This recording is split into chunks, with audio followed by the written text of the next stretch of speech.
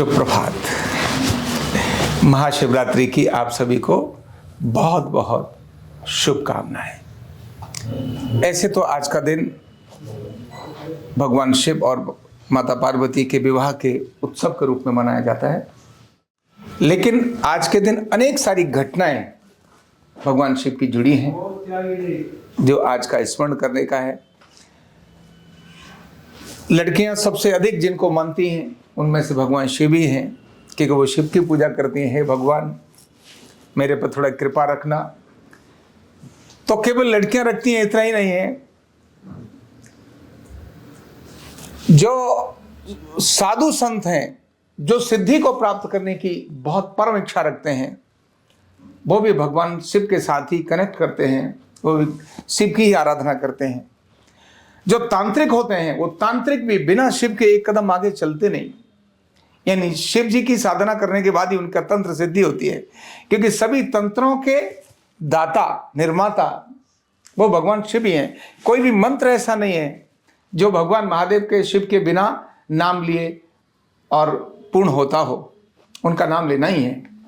और इतना ही नहीं, जो अघोरी हैं, जो हम देखते हैं जितने भी अपने एक विषय में मिशन में बड़े तज्ञ होते हैं, जेब काटने में, सुल्फा में, बाकी अन्य सारे ऐसे कामों के अंदर, वह भी भगवान शिव की ही साधना करते हैं। और सबसे अधिक जो यात्रा होती है, जब कांवड़ यात्रा होती है, उस समय पर वो सारे वर्ष वो कुछ भी करते रहे, लेकिन उस दिन वो कहते हैं भगवान तू मेरे इस काम के अंदर कोई बाधा ना आए और मैं और उन्नति करूं, इसके लिए वो वहां जाकर पूजा अर्चना भी करते हैं। और इतना ही नहीं है, ऐसा सारे देश के अंदर, यानी सज्जन शक्ति भी और दुर्जन शक्ति भी दोनों ही अगर किसी एक भगवान को मानते हैं और पूछते हैं तो वो सबसे अधिक भगवान शिव ही हैं। क्योंकि हमें पता है एक व्यक्ति, एक देवता, एक महान शक्ति के अंदर ही ऐसी कला है वो जो दोनों प्रकार की नेगेटिव और पॉजिटिव शक्तियों को जो नियंत्रित कर सकता है। भगवान शिव की बारात में हमने देखा है, इधर देवता भी जा रहे हैं बढ़िया बढ़िया अपने अस्त्र शस्त्रों के साथ, और उधर दूसरी तरफ तो दैत्य लोग भी हैं और उनके गण भी हैं, अनेक सारे ऐसे अलग अलग प्रकार के। किसी का मुंड नहीं है, किसी का हाथ नहीं है, किसी का पैर नहीं है, किसी का आधा चेहरा है, और वो भी सब बारात में जा रहे हैं। देखने के बाद तो पार्वती की माँ डर गई, बोले ये क्या है, मैंने ऐसे को कहाँ ये बैल पर बैठा हुआ है और इसकी मैंने कहा किसके साथ शादी कर दी। तो ये जो प्रतीक हम देखते हैं वो प्रतीक इस बात का देखते हैं कि जो समानता को लेकर चलने वाली अगर एक अद्भुत शक्ति है तो वो भगवान शिव हैं। यानी भगवान शिव के लिए सभी एक प्रकार से समान हैं। वो जो जिधर जो काम कर रहा है वो उनको प्रसन्न कर ले, वो उसी तरह की आगे चला जाता है। इसीलिए रावण ने स्वयं होकर भगवान शिव की साधना करी। शिव की साधना करने के बाद दुनिया का सर्वशक्तिमान कोई व्यक्ति बना तो वो रावण बना, सबसे अधिक शक्तिमान रावण बना, विद्वान भी। लेकिन भगवान शिव यानी कैलाश पर्वत को जिसने अपने इस प्रकार से बार बार उठाया हो और अपनी गर्दन को जिसके ऊपर चढ़ाया हो, ऐसा भगवान शिव का साधक बन गया। तो भगवान शिव जहां रहते हैं, अगर हम उसको देखें तो वो पर्वत का स्थान है। और पर्वत क्या है? ठंडा है, जड़ी बूटियों से सब प्रकार से आच्छादित है। पर्वत पर जितनी औषधियां मिलती हैं, मनुष्य में जितने रोग हैं, उन सभी रोगों का शमन करने वाली यानी आरोग्य देने वाली वो पर्वत पर मिलने वाली औषधियां हैं। इसीलिए जब लक्ष्मण जी को मूर्छा हुई तो थे बेशक वो लंका के पास, लेकिन उनकी उस मूर्छा को खत्म करने वाला, उनको मृत्यु से बचाने वाला अगर कोई एक ऐसा औषधि का पत्ता मिल सकता था तो वो हिमालय पर्वत पर ही मिल सकता था। और हिमालय यानी वो एक औषधियों का बहुत बड़ा केंद्र। और उधर पार्वती कहाँ से साधना कर रही हैं? तो वो समुद्र में जाकर, कन्याकुमारी में जाकर भगवान शिव की साधना कर रही हैं। और समुद्र क्या? रत्नों का भंडार। जहां रत्न ही रत्न है वो इस प्रकार का भंडार है। तो जहां रत्न भी हैं और जहां आरोग्य भी है, ये दोनों चीजें जहां मिलती हैं, मतलब भगवान शिव सृष्टि के निर्माताओं में से सृजन करने वाले और विध्वंस करने वाले हर प्रकार की प्रक्रिया में भगवान शिव ही एकमात्र आधार हैं। इसलिए आज का दिन अपने आप में बहुत अद्भुत है। और योग शिव क्या है? परम योगी हैं। जब योग की बात करते हैं, हम आध्यात्म की बात करते हैं, तो आध्यात्म भगवान शिव से ही शुरू होता है।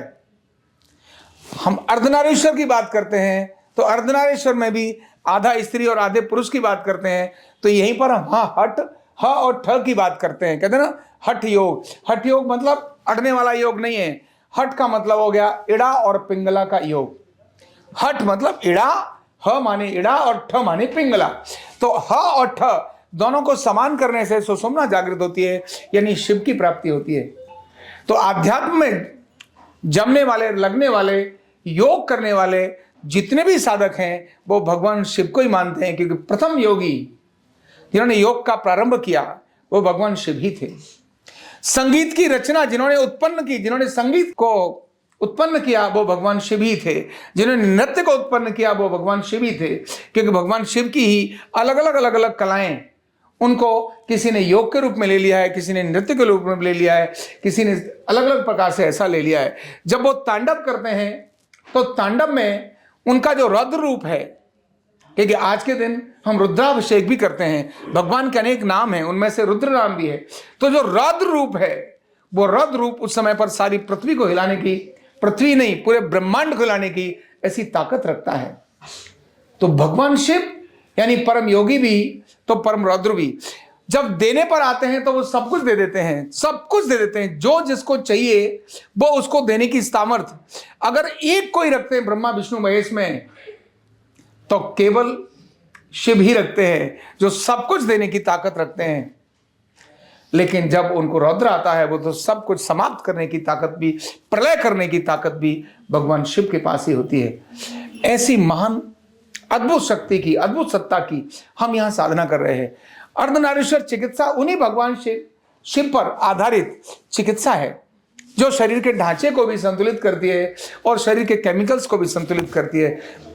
भगवान शिव के जब स्वरूप को, अर्धनारीश्वर स्वरूप को हम देखने लगते हैं तो आधा स्त्री और आधा पुरुष, आधे भगवान शिव भोले और दूसरी तरफ माता पार्वती, ऐसा जब हम देखते हैं तो स्त्री और पुरुष को मिलकर ही इस सृष्टि का निर्माण हुआ है। एक तरफ से केवल न निर्माण हुआ और ना ही विध्वंस होता है। सृष्टि का संचालन करना है तो वो पूर्णता में ही है, आधे अधूरे में नहीं है, पूर्णता के अंदर ही है। और जितनी भी चीजें हम देखते हैं तो वो दो भागों में विभाजित हैं, ठंडे में है, गर्म में है, रात में है और दिन में है, यानी रात है और दिन है, प्रकृति है और पुरुष है। शरीर में भी अगर हम देखें तो बायां और दायां है, दिशाएं बायां और दायां हैं। जो दोनों तरफ हैं वो दो है और जो मध्य में वो एक है। नाक एक है क्योंकि मध्य में है, मुंह एक है क्योंकि मध्य में है। जैसे ही नाक के दो भाग हुए तो दो नथुने हो गए। लेकिन इसी प्रकार से हम देखें तो सूर्य चक्र यानी यहां पर हमारी जो ग्रंथियां हैं वो सिंगल एक हैं। जब दोनों तरफ चली जाती हैं तो किडनी दो हैं, एक नहीं है। तो पूरे जो मध्य में रहने वाली नाभि से नीचे तक जेनेटिक ऑर्गन भी जो मध्य में है वो एक है, बाकी सभी दो हैं। पूर्णता से शरीर चलता है। इसी प्रकार शरीर में रक्त है, केमिकल्स हैं, ये सभी भी एक नहीं है, दो हैं। और जब हम जहां डीएनए टेस्ट करते हैं तो डीएनए टेस्ट करते समय भी जब डीएनए के हेलिक्स को खोलते हैं तो हेलिक्स में भी दो लाइनें हैं, उनमें भी एक ठंडी और एक गर्म है, एक शिव है, एक पार्वती है। जब प्रकृति का संचालन या हम जब 28 दिन गिनते हैं तो यह भी सूर्य और चंद्र से संचालित है। हमारी प्रकृति, सूर्य की अपनी कलाएं और चंद्र की अपनी कलाएं। सूर्य मतलब ठंडा है, नहीं, सूर्य मतलब गर्म है और चंद्र मतलब ठंडा है। इसलिए स्त्रियों को सूर्यवती नहीं कहते हैं, क्या बोलते हैं? चंद्रवती कहते हैं। और पुरुष को चंद्र नहीं सूर्य के समान कहते हैं, क्योंकि सूर्य और चंद्र से ही हमारी सृष्टि की गणनाएं होती हैं। सूर्य के अनुसार गणना होती है और चंद्र के अनुसार गणना होती है। वर्ष जब आते हैं, वर्ष के अलावा जब नया वर्ष रखते हैं, उस नव वर्ष के समय पर भी उस समय का जो राजा होता है, जो समय सम्राट होता है, वो अपने समय पर निश्चित करते समय सौर गणना और चंद्र गणना के हिसाब से ही उन दिनों में अपने उस पूरे कैलेंडर का निर्माण करता है। ऐसा अद्भुत वैज्ञानिक यह त्योहार है आज का। और आज का त्योहार इतना ही नहीं है, हम इसके विज्ञान को और अगर जाएं, मनुष्य के रूप में जाएं, तो मनुष्य के रूप में भगवान शिव अल्टीमेटली अगर एक कोई चीज देते हैं तो हमने अगर अभी महाकुंभ देखा, महाकुंभ के अंदर एक अलग प्रकार के व्यक्ति को देखा, जो चाहे स्त्री है पुरुष, पूरे शरीर पर भभूत लगाए हुए हैं, पूरे शरीर पर भभूत लगाए हुए हैं, हर प्रकार से अपने को नग्न है और ऊपर से नीचे भभूत लगाए हुए है। उसने अगर उसका अंतिम सत्य देखें तो वो शांति की तरफ बढ़ने वाला व्यक्ति है। वो सब प्रकार से निर्मोही होकर एक दिशा में जाते हुए, सब कुछ छोड़ते हुए अपने को शांति की तरफ लेके जाने वाला व्यक्ति है। उस पर कोई फर्क नहीं पड़ता गर्मी का, उसके ऊपर कोई फर्क नहीं पड़ता सर्दी का। वो नग्न होकर भी हिमालय के अंदर निवास कर सकता है, और वो नग्न होकर भी राजस्थान के मरुस्थल में, रेगिस्तान में, वहां जाकर भी अपना निवास कर सकता है। वो पानी में भरे सर्दी के पानी में कूद जाता है गंगा जी के अंदर, उसको ठंडी नहीं लगती जब बाकी लोग अपने ऊपर कंबल लपेट रहे होते हैं। ऐसे नागा साधु भी जिसकी उपासना करते हैं वो भगवान शिव ही हैं। इस उपासना को करने के लिए मानव के लिए जिन चीजों को निर्माण किया है आज का विज्ञान, उनको देख करके बहुत दंग हो जाता है।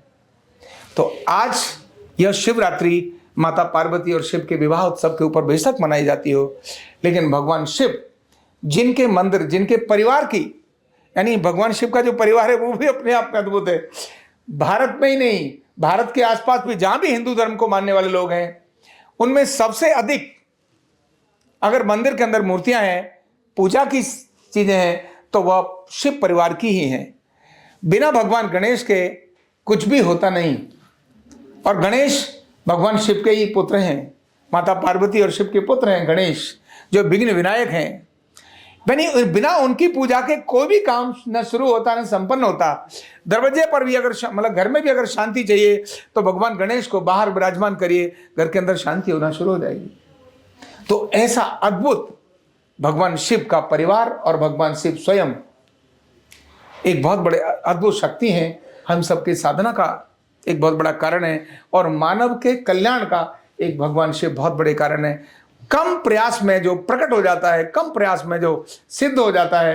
यानी हमने तो देखा है, हमारे पिताजी मंत्रों के ज्ञाता थे, मंत्रों के ज्ञाता थे। भगवान शिव के नाम से लेकर वो सांप के काटे हुए को भी ऐसे हटा देते थे, खत्म करते थे। शिव का नाम लिया केवल। गुरु गोरखनाथ जो उन्हीं के अवतार हैं, भगवान शिव के अवतार हैं, गुरु गोरखनाथ का नाम लिया और वो वहां से खत्म, सब खत्म। यानी ऐसी सहज सिद्धि देने की जिनके अंदर ताकत है वो भगवान शिव ही हैं। तो आज ऐसा उनका परम पावन दिन महाशिवरात्रि आप सभी के कल्याण का कारण बने। आज के दिन पूजा करने के साथ साथ दान भी, यानी आज देने का दिन होता है, लेने का दिन नहीं होता। किसका दिन होता है? देने का दिन होता है, लेने का दिन नहीं होता है। इसीलिए भगवान की पूजा करें, अर्चना करें। और आज रात्रि है। आखिर में बात और मुझे ध्यान में आ गई कि यह जो शिवरात्रि है वो सबसे घोर रात्रि होती है। कैसी रात्रि होती है? घोर रात्रि होती है। अंधकार, सबसे अधिक अंधकार आज होता है। तो प्रकृति में जो अदृश्य चीजें हैं, जो प्रकाश में नहीं नजर आती, जो अंधकार में नजर आती हैं, वो आज के दिन नजर आती हैं। मतलब प्रकृति से कनेक्ट होने का दिन भी आज का ही दिन होता है। आज चंद्रमा है, आज आप तारे जब देखेंगे, आकाश के अंदर जो चीजें नजर आएंगी वो अलग ही प्रकार की होंगी। तो आज का दिन प्राकृतिक दृष्टि से भी, आरोग्य की दृष्टि से भी, ध्यान की दृष्टि से भी, कुछ भगवान से मांगना है तो मांगने की दृष्टि से भी, सब कुछ अगर आज देने का दिन है तो आज का ही दिन है। तो ऐसी महाशिवरात्रि के लिए आपको बहुत बहुत शुभकामनाएं। भगवान आपको स्वस्थ रखे, प्रसन्न रखे, आनंद में रखे। बहुत बहुत धन्यवाद।